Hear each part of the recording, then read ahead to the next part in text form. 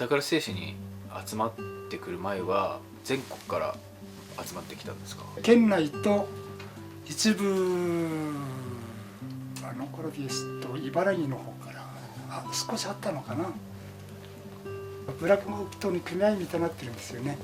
それは一口としてまとめて出荷されたね時期とかのその口ごとに全部乾燥して、あとは貯券って言いますけども倉庫に収めていましたね。送資する段階になるとね、解除率とか糸具合とかそういうのをミックスして車検して、それから送資に入っていたと思います。出来上がった生糸はどこに出荷されていましたか？ほとんど旗屋さんですね。北陸の方とか京都。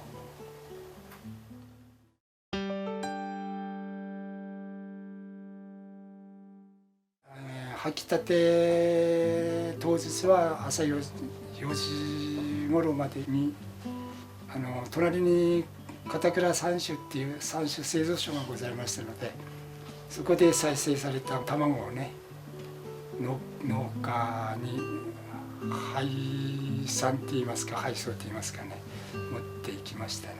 農家とは1年ごとに契約するわけなんですよね。当時は原料権不足っていうのもあって、群馬県が一番原料が多いということでね、そういうところからもう買いに入ってるんですよね。それと仲買業者って言いますけれどもね、たくさん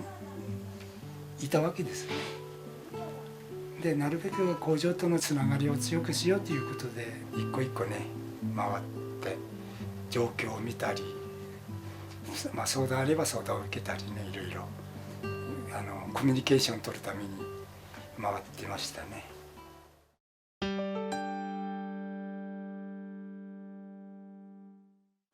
戦後30年代全般ですかね、移住した人たちの大きな移住地があったんですよね。ピラポっていうんですけどもね、国内では原料金が不足していたということと、あとは向こうには換金作物がないということで、おそらくじゃあ養蚕ということで始まったんじゃないかなとは思うんですよね。生産された繭は日本国内に輸出されて、富岡工場にも実際その繭は入ってきてました。生糸の自由化、そして繭の自由化が始まってきて、輸入してもメリットがないって言えば語弊がありますけどもね、生産量がだんだん少なくなっていくという状態でね、製紙工場を設立するまでの状況にはなっていなかったんですよね。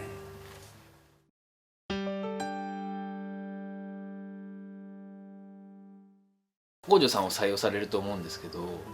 何人ぐらい毎年採用はされてたんですか？30人から20人ぐらい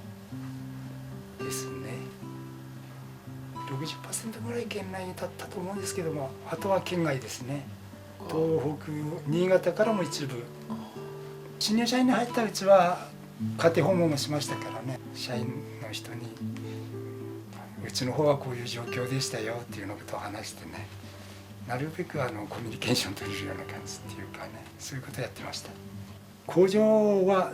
とにかく女子社員が中心ということで、水洗トイレに直す時も寮の方が一番最初、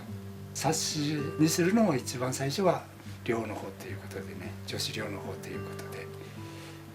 優先してそういうことをやっていたと思います。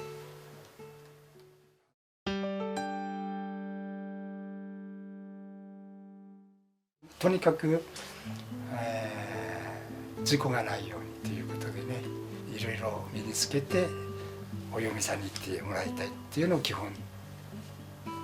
にしていましたんでね。あとは遠くから来ているんで、寂しがらないようにね、いろんな催し物はやっていました。